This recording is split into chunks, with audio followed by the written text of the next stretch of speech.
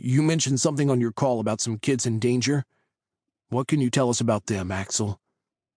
At the mention of the kids, Axel wrapped his arms around his waist, hugging himself as he stared down at the ground.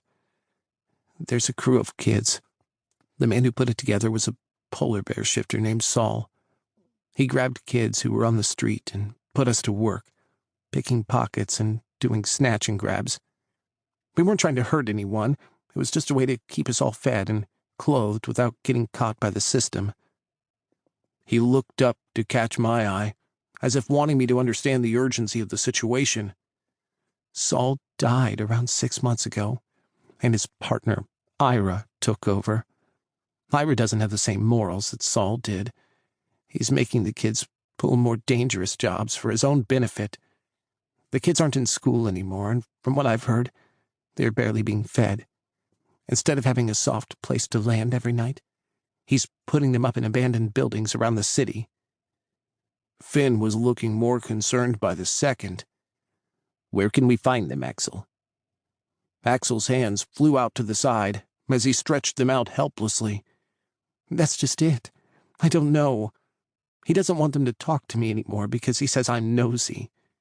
If you want to know the truth, I think he's jealous because Saul was like a dad to me. That crew of kids are my brothers and sisters. I check in on them when I can and make sure they're taken care of. But now I can't find them. I don't know why he's keeping them away from me, unless he has plans that could land them in juvie, or worse, depending on the crime." As he talked, I noticed fine beads of sweat breaking out on Axel's face. He shifted from foot to foot, rubbing his arms and looking twitchier by the second as a bright pink flush slowly spread over his skin. When he moved, a rush of heat pheromones wafted my way, giving me an instant erection. Finn pinched his nose with one hand and motioned toward the two of us with the other. His voice was nasally now when he spoke. "You guys go and do whatever it is you need to do to deal with this pheromones situation. I can't handle the smell anymore. I will take this information back to the office and get things moving.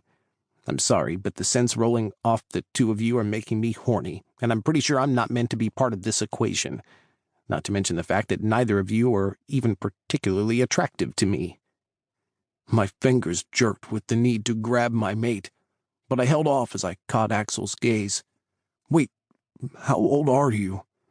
I don't care if my body wants to push me into rut mode. There's no way in hell I'm fucking a teenager." Axel snarled at that. He tossed his long blonde hair over his shoulder as he glared back at me indignantly. "I'm not a teenager, you buffoon. I'll have you know that I'm 23. I flashed him my cockiest grin. "In that case, we're good to go. How about I take you home and show you the pathway to heaven?"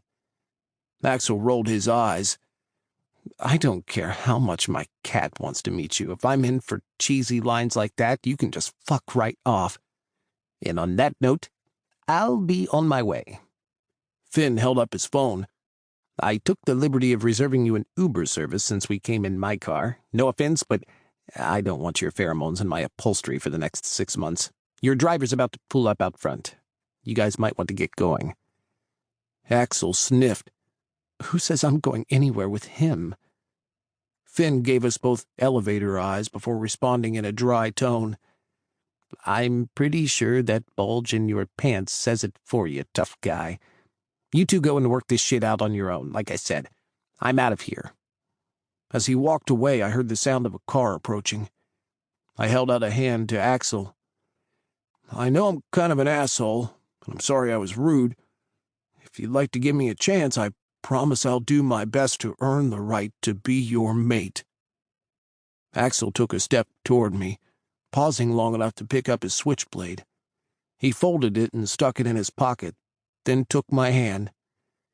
"You should have led with that, Muscles."